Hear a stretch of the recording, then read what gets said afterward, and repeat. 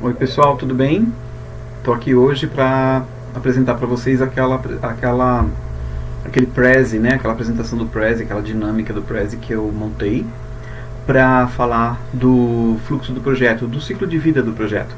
Então, aqui é a visão geral, você fique tranquilo que o que você não está enxergando aqui vai ser ampliado para uma página inteira, então vai ficar visível para todo mundo, fica bem tranquilo.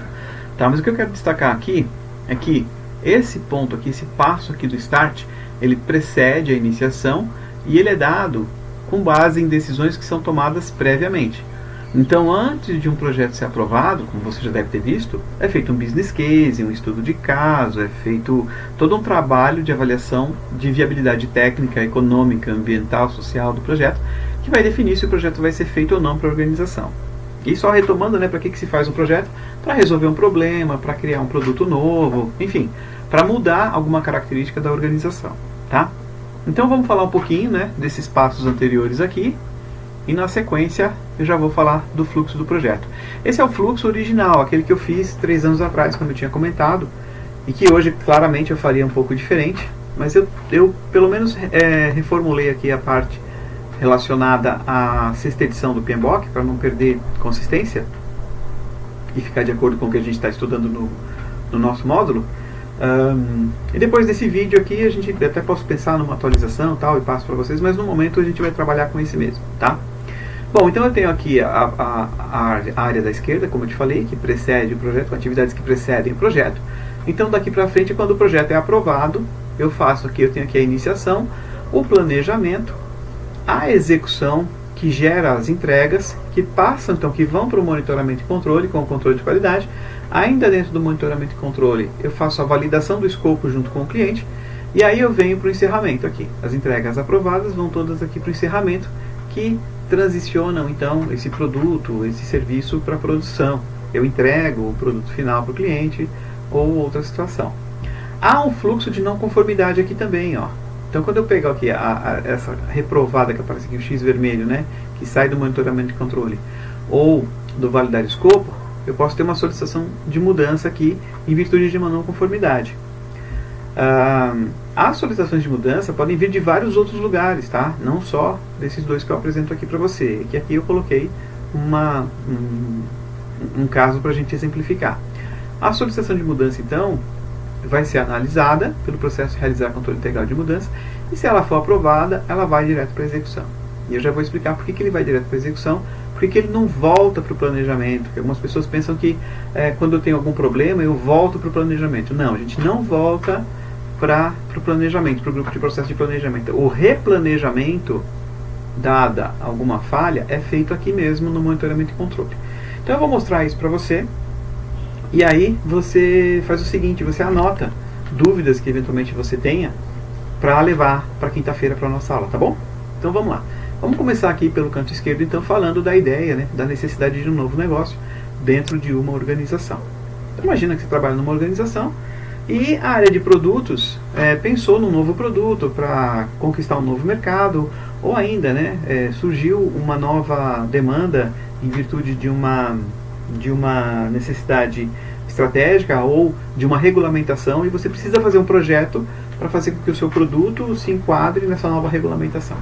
Então eu tenho um problema a ser resolvido, eu tenho a necessidade de criar um produto ou um serviço novo. Então isso surge em algum lugar, é feito tipicamente um business case para isso, e isso vai ser analisado do ponto de vista da viabilidade técnica, econômica, social, ambiental, ou qualquer outra que valha, qualquer outra que faça sentido e que esteja alinhado com as necessidades da empresa, tá?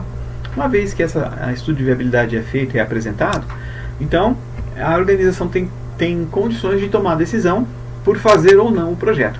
Como a gente quer mostrar o fluxo do projeto, claro, a gente vai considerar que o estudo foi aprovado, que então a organização quer fazer o projeto. Eu sigo então, né, com o projeto aprovado, eu vou iniciar o projeto. E o iniciar o projeto, eu usei de propósito essa palavra, porque nos remete ao grupo de processos de iniciação, que é o momento em que a gente vai formalizar o início do projeto dentro da organização, com a criação e assinatura do termo de abertura. Ali na iniciação a gente faz mais coisas, como eu vou mostrar. A gente cria o termo de abertura e também identifica as partes interessadas, né? A identificação das partes interessadas é importante porque eu já começo a observar, a olhar para todas aquelas partes interessadas com as quais eu vou ter que me relacionar para poder entender as necessidades e expectativas das mesmas, para eu poder buscar esse conhecimento, né, essas informações, e trazer para dentro do projeto. O termo de abertura, então, é um documento que formaliza o início do projeto e é feito com base nas necessidades da organização. O business case ou qualquer outro documento de negócio são documentos das áreas de negócios. A gente precisa de um documento dentro da área de projetos que possa ser acessado e visível para dentro da área de projetos com informações em linguagem de projetos. Então, por isso que a gente cria o termo de abertura. E mais, o termo de abertura, ele captura essas informações lá do business case e ele leva a assinatura do patrocinador. Então, é ele que endossa, é ele que autoriza o início do projeto e define quem vai ser o gerente de projeto. Tá? O termo de abertura pode ter informações como descrição do produto ou serviço que se pretende criar, ou do resultado que se pretende atingir, um cronograma de alto nível, pode ter um orçamento de alto nível, requisitos de alto nível e riscos de alto nível, e assim como outras informações. Entenda como alto nível aquela visão macro, a visão geral. Alto nível nesse sentido é diferente de detalhado, tá? É o oposto de detalhado. Tá bom? É um documento então que, por ser o documento que formaliza o início, ele deve ter a assinatura do patrocinador ou patrocinadores, que é quem tem autoridade para designar recursos dentro da organização para a execução de projetos. Tá? E o registro das partes interessadas tem informações relevantes sobre as partes interessadas que vão ser consultadas por obtenção de informações, por obtenção de requisitos e expectativas dentro do projeto. E é claro, como você vai ter que lidar com as partes interessadas, você vai precisar então também se preparar para lidar com essas partes interessadas de acordo com a maneira que elas influenciam ou podem influenciar o projeto, de acordo com seus interesses em relação ao projeto também, tá? Então, a partir do momento que o termo de abertura é assinado, a partir do momento que então se tem a autorização para iniciar o projeto, o gerente de projetos designado então vai para a etapa de planejamento. E aqui no planejamento, ele vai construir em detalhes o plano de gerenciamento de projeto. E como vocês já devem ter visto, isso não acontece numa tacada única, né? Isso é uma elaboração progressiva. Você vai avançar na construção desse plano, conforme você vai colhendo mais informações, mais detalhes sobre o projeto. É natural que você volte em algumas áreas e as revisite, refinando assim todo o detalhamento do projeto, até que você tenha todas as áreas de conhecimento e mais algumas outras informações importantes e fundamentais para o projeto descritas nesse plano. Aparece aqui, como você pode ver, um plano de gerenciamento da configuração, um plano de gerenciamento das mudanças, um plano de gerenciamento de requisitos, que são itens importantes para o projeto, mas que não são áreas de conhecimento. O PMBOK, então, traz isso para a gente dentro de algumas outras áreas de conhecimento, mas é interessante que você tenha ela destacada no seu plano de projeto. É claro que em algumas situações, por exemplo, se dentro da sua organização já existe um sistema de mudança, se já existe um sistema de configuração, muito provavelmente você vai só fazer referências dentro do seu plano de como você vai usar esse sistema de configuração e esse sistema de mudanças. Eles aparecem aqui, porque eventualmente o seu projeto ainda não tem isso e você precisaria fazer. Tá? O seu plano também vai definir, na medida em que você o completa, as linhas de base, as tais linhas de base do projeto, os baselines, que são as suas referências que você vai usar para saber se você está adiantado ou atrasado em relação ao tempo, se você está acima ou abaixo do orçamento e se você está construindo o que era esperado construir ou não. Tá? Então as linhas de base são fundamentais para você acompanhar o seu projeto. Tá ok?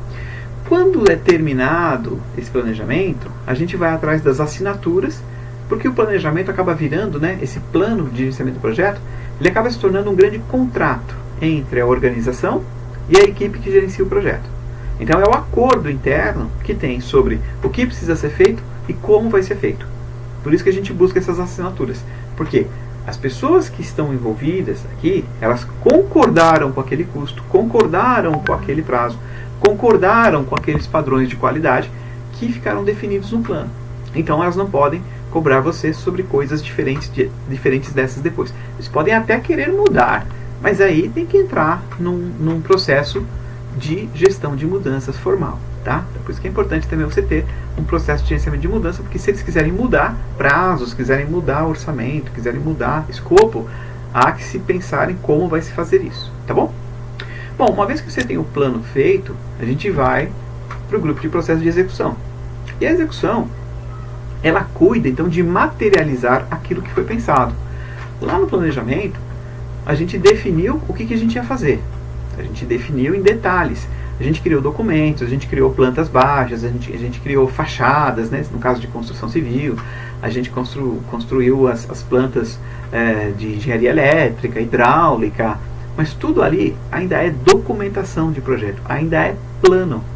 A casa não está construída, o edifício não está construído. A execução é que vai tratar de materializar aquilo que foi planejado.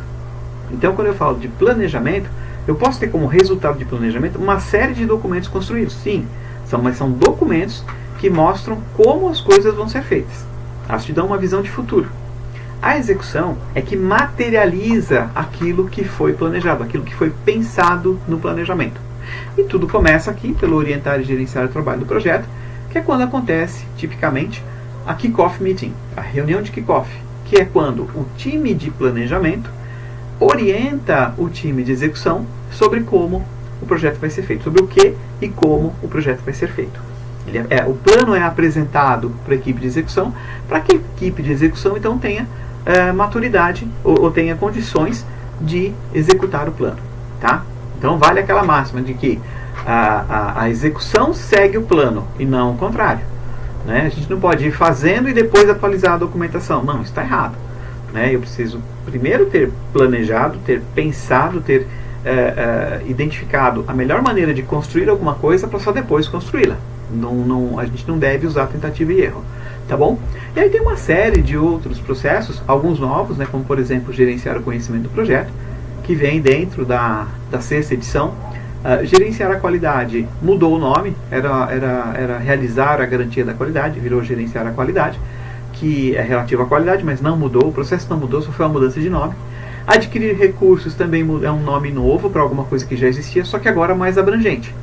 Né? Antes era mobilizar recursos, mobilizar a equipe que vinha de RH, e como o RH ficou apenas o R, agora é só recursos, né? Então ficou adquirir recursos, e implementar respostas aos riscos também é um processo novo, que não tinha ainda até a 6ª edição. Tá bem? Então todos os outros já existiam, tá? Então, falando um por um, gerenciar o conhecimento do projeto é garantir que você vai ter o conhecimento do projeto devidamente registrado para consultas futuras, para que você não fique dependente do que está dentro da cabeça dos profissionais. Então, o conhecimento do projeto é um patrimônio da organização. A organização precisa ter senioridade, precisa ter propriedade desse conhecimento, para que ela não fique dependente dos funcionários. Tá? Gerenciar a qualidade é colocar em prática normas e padrões que devem ser seguidos na execução, por isso que ela está aqui na execução. Então, quando eu falo de gerenciar a qualidade, eu estou falando de seguir as normas, seguir os padrões. Tá? Adquirir recursos já é relacionado a todo tipo de recurso, material e humano. Desenvolver a equipe é treinamento e desenvolvimento da equipe do projeto. Gerenciar a equipe é aquela reunião onde a gente faz o feedback, onde a gente garante o aprimoramento da equipe. Tá? Gerenciar as comunicações é colocar em prática as comunicações, fazer acontecer as comunicações, emitir, construir e emitir os relatórios de desempenho e etc. E implementar respostas a riscos é algo novo também. Então, quando eu tenho ações que visam garantir que eu vou diminuir ou vou mitigar a probabilidade de um risco acontecer, eu já durante a execução posso fazer isso. Então eu já posso entrar aqui com a implementação de respostas. Conduzir as aquisições também é a parte prática, né, depois de selecionado toda a parte de seleção do fornecedor, toda a parte de seleção de fornecedor, negociação eu faço aqui, até o momento que eu assino o contrato com o fornecedor. E gerenciar o engajamento das partes interessadas é garantir que eu vou manter as diferentes partes interessadas do projeto engajadas no projeto até o final, tá? Para eu ter maior chance de sucesso do projeto. Uma vez que eu entro aqui nesse grupo de processos, né, especialmente a partir do orientar e gerenciar o trabalho do projeto, eu gero como resultado desse processo aqui a entrega. Então a entrega, a famosa entrega, é produzida. O que é uma entrega? É uma parte do projeto, é um pedaço, uma subparte do todo do projeto que compõe o todo. Ela está tipicamente descrita e visível na EAP. Então, quando você faz EAP, numa das visões, em algum momento, num dos níveis da EAP, você vai ter as entregas, que são as partes do projeto. Então, se eu tenho um projeto de um carro, o chassi pode ser uma entrega, o painel pode ser uma entrega, as rodas podem ser outras entregas, né? Então eu produzo uma das entregas. Essa entrega, uma vez produzida, então ela está materializada, ela vai ser, né, a entrega que está aqui, ela vai ser submetida ao controlar, ao monitoramento e controle. Mais especificamente, né, no nosso exemplo, na nossa sequência aqui, é o controlar a qualidade. Então eu saio da iniciação, vou para o planejamento, construo e venho para o monitoramento e controle. E isso eu vou fazer para cada entrega. Cada entrega eu faço isso. Se a entrega estiver de acordo, eu submeto essa entrega para análise do cliente. Se ela não estiver de acordo, eu abro uma solicitação de mudança para resolver a não conformidade. Nesse momento eu vou mostrar para você o de acordo. Considerando que a entrega esteja de acordo, eu vou aqui para cima, né, onde tem esse cheque verde aqui. Eu vou considerar então a entrega de acordo, entrega aprovada. E aí eu passo a ter o que a gente chama de entrega verificada. Veja que agora eu tenho um outro termo aqui, que junto com entrega me descreve em que passo do processo, ou ainda, né, em que momento essa entrega está. Quando eu vejo esse termo, quando eu olho para esse termo e chamo de entrega verificada, o termo entrega verificada remete ao quê? A uma entrega que foi submetida ao controlar a qualidade e que foi aprovada. Então é isso que significa entrega verificada. Tá?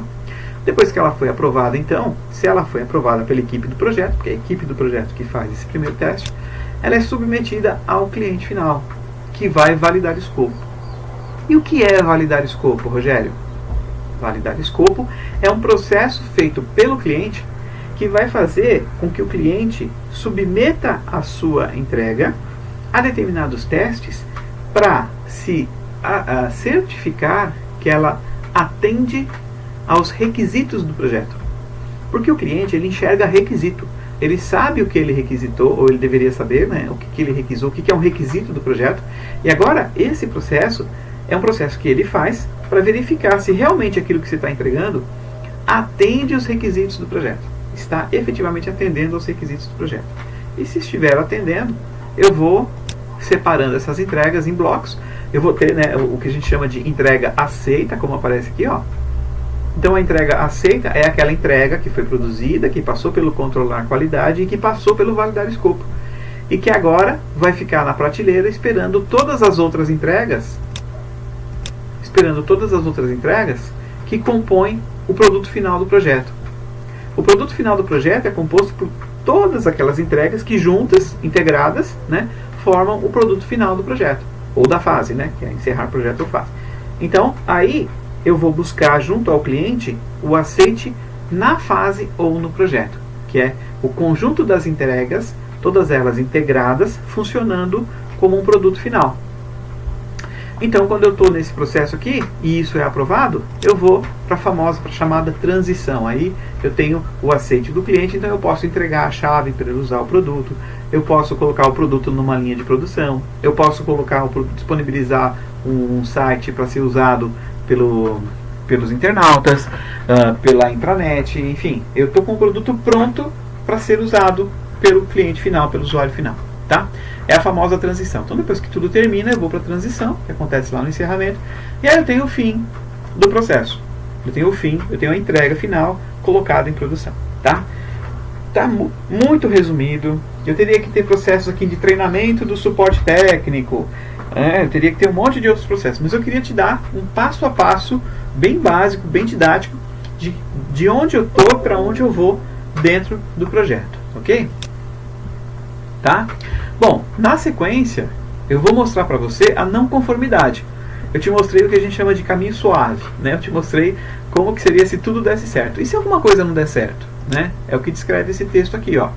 No nosso exemplo, se a nossa entrega tiver sido reprovada em algum momento, aí ela tem que ser submetida a uma avaliação. Né? Então, por exemplo, se aqui a gente estiver lá no controlar a qualidade e a entrega for considerada inapropriada, se tiver uma não conformidade, se ela for reprovada, então eu preciso fazer uma análise do que aconteceu e abrir uma solicitação de mudança. Tá? Essa solicitação de mudança ela vai ser avaliada e eu vou procurar meios de corrigir aquela não conformidade.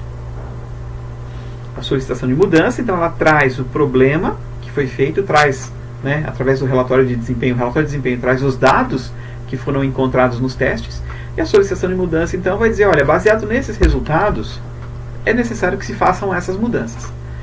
As mudanças podem ser de vários tipos, né? Pode ser uma correção por imperícia de uso de uma máquina, por imperícia do funcionário. Pode ser uma mudança de procedimento, que pode ser que o procedimento ali no planejamento foi mal descrito, ou foi descrito de forma que ele não permitia chegar no resultado esperado. Pode ser, enfim, né, qualquer outro tipo de problema que gere um resultado ruim. Tá?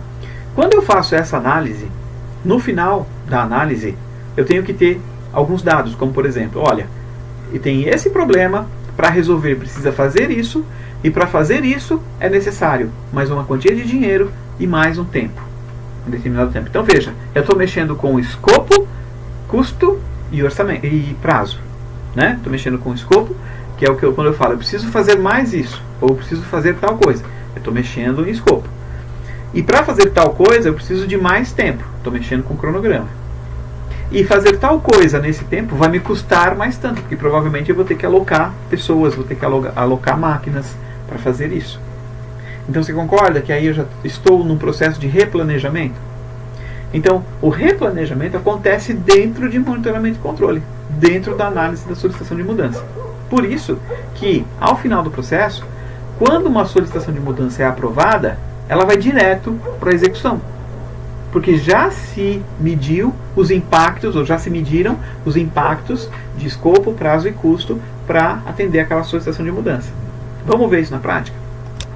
Então vamos lá, vamos voltar lá para o nosso processo, controlar a qualidade que está dentro de monitoramento e controle. Tá? Então agora, a gente vai seguir com o processo da não conformidade, que é o lado esquerdo aqui. Imagina então que essa entrega foi reprovada, ela teve problema, ela apresentou uma performance, um mau funcionamento quando foi testado. Tá? Então eu preciso analisar a causa raiz para poder saber o que eu preciso mexer. Se eu não souber o que gerou a não conformidade, eu não posso simplesmente abrir uma solicitação de mudança, porque ela vai atuar no sintoma. E o sintoma não necessariamente resolve o problema. Ele dá uma maquiada ali na dor, mas se eu não atuar no problema, na causa raiz, fatalmente esse problema vai voltar a acontecer. Então por isso que a gente vai atrás da causa raiz e abre uma solicitação de mudança para atuar na causa raiz, para que isso não aconteça mais. Ah, Rogério, mas e se esse custo e prazo que você está falando foi inviável para a empresa? Aí o comitê gestor vai requerer de você, gerente de projeto, uma outra saída, uma alternativa para aquilo lá, até que se chegue numa resolução. Tá? Então eu estou aqui na causa raiz, abertura de solicitação de mudança. A solicitação de mudança, então, é submetida ao processo realizar controle integral de mudança, que faz análise dos impactos dessa mudança no plano de gerenciamento de projetos. Eu não tinha um plano aprovado? Tinha. A solicitação de mudança não disse para mim olha, eu preciso de mais 3 meses, eu preciso de mais X dinheiros, e eu preciso modificar um aspecto XYZ do projeto. Eu estou mexendo justamente em escopo, prazo e custo, que já tinha um plano aprovado.